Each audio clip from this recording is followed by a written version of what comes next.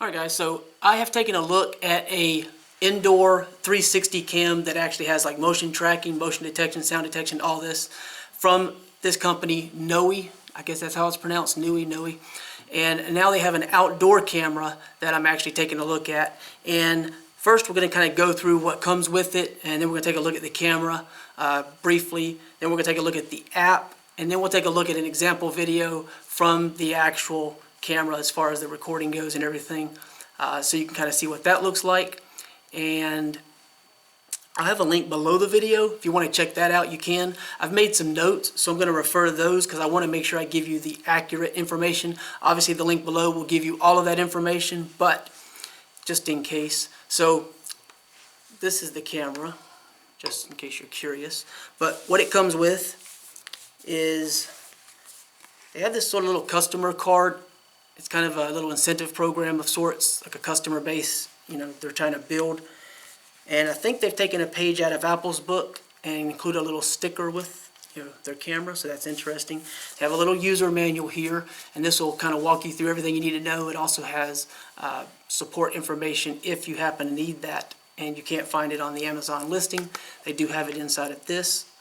You have this little mounting plate, which is actually kind of cool.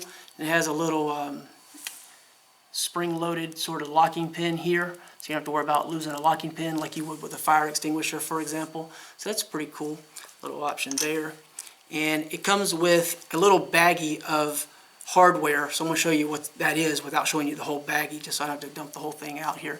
But you have your anchor, so if you're going to mount it into like drywall, the screws for that.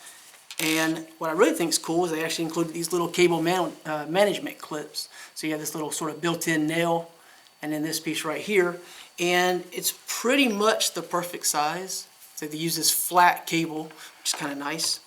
So that's a little package full of hardware, those different things. So here's the actual camera. It's waterproof. You could mount this indoors if you wanted to, but it's IP66 weatherproof, so you could mount it outdoors. And the temperature range is 113 degrees Fahrenheit at the maximum, and 4 degrees, minus 4 degrees, yeah, minus 4 degrees, that's Fahrenheit, but minus 4 degrees to 113 degrees Fahrenheit. That's the operating temperature range that it's rated for, according to this. If you were in a hotter climate, I imagine it would be fine if you put it into a shaded area. I don't know how far beyond the 113, but there are some areas, of course, that experience temperatures beyond that, so that's something to consider. Storage has cloud storage available. Of course, that's a subscription based, but if you don't want to use that, you can just put a micro SD card in it, anywhere from 4 gigs up to 128 gigs, and that is accessible through this little port right here. It's just 2 little screws, and this does have a little bit of a rubber membrane underneath, so it's going to help, as far as moisture, water, snow, whatever, rain and such.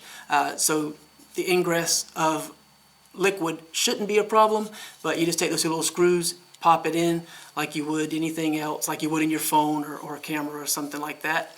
And of course, this rotates, so you can adjust this wherever you like, and you can do like this. Now, the only thing that I think some people might recognize right off is the cord is not coming from the inside center. So because of that, if this is mounted and it's not high enough up, someone could very easily just clip this, and then that's going to kind of kill the availability of accessing the camera. And if they wanted to grab the camera, obviously they could do so at that point too, because it's not overly difficult to mount or remove. But that's something to consider, something to think about. So this has night vision up to about 49 feet. It has motion detection. It has sound detection. So that's really cool. The app, they actually update it relatively frequently, and the app works quite well. I've used that with the other camera, and I've been using that, I don't know, many months, several months now. No problems. I have any, no issues with that. And if you want to, check out the other camera in case you're looking for an indoor camera that has the ability to go 360 degree and track you. As you move, it can actually track you.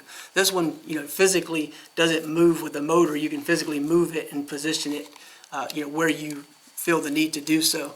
The night vision can be turned off and on. You can leave it in automatic mode. When it gets dark, it will flip and you can have it do that automatically, which is the mode I prefer. Let me double check my notes just in case. Oh, 2.4 gigahertz. It does operate on the 2.4 gigahertz, which if you've looked into cameras and all, that's pretty much typical with just about every camera there is. Not many operate on the 5 gigahertz as opposed to the 2.4, so it's very common. You also tend to get better range, even though the speed is a little bit different. It's going to be better range overall. It has an anti-theft alarm, and I'll actually let you hear the alarm. But I believe that was pretty much the main things I wanted to hit on as far as some of the key operating points of the actual camera. Now what I like to do is turn the camera to the app and show you the app on the phone.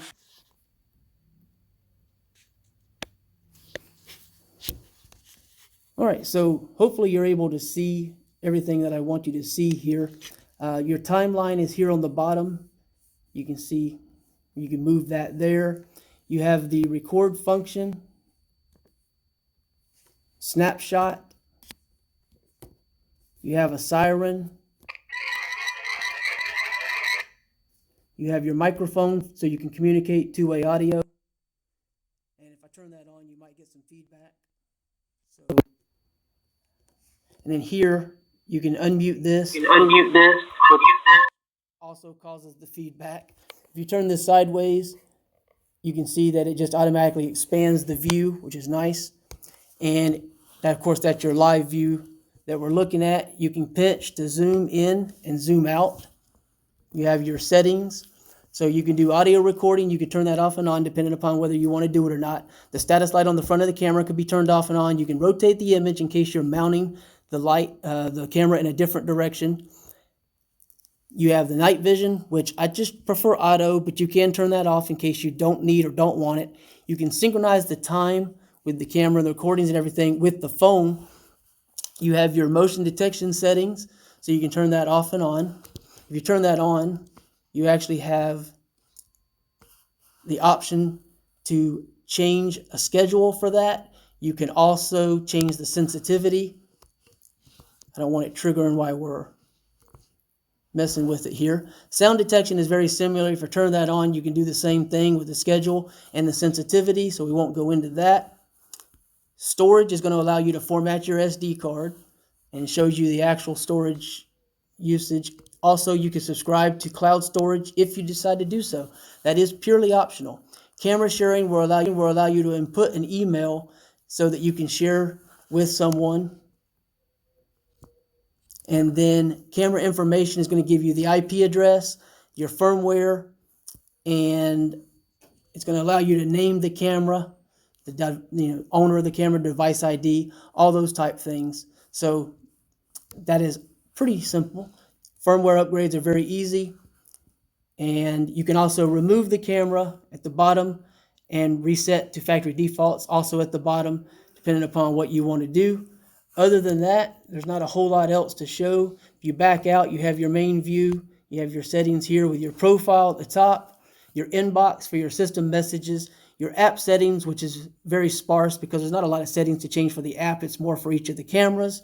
And then you have your help file that will walk you through everything. And the setup of the camera is very simple because it allows you to set up the camera with a step-by-step guide, so it walks you through it. If you have any problems or think there's any problems, you're probably not going to find there are any because it's very, very simple.